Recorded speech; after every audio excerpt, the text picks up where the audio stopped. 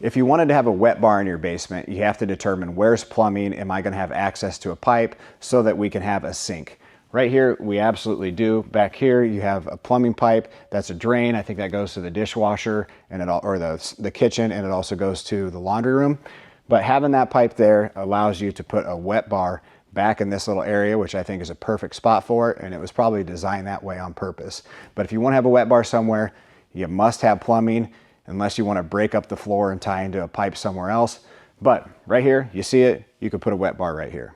Down here you have 9-foot ceilings, which is nice. They're not a true 9-foot ceiling. If you wanted a true 9-foot ceiling, you would have to put a couple extra plates. They call it a double plate or maybe a triple plate.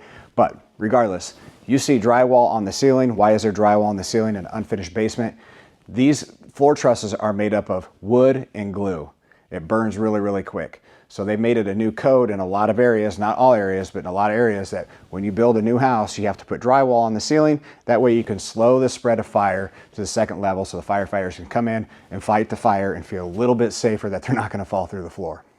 And lastly, you always want to look for support walls. So if you're in an unfinished basement and you have walls that are framed up, they're most likely the support walls. They're not going to put walls in a basement that are not support walls. They're going to leave it as open as possible so you can do whatever you want.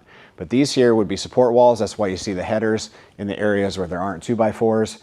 But you want to make sure that you don't mess with these. If you do, have an engineer or someone who knows what they're doing come in and put these headers in to allow to have the proper support for the main level.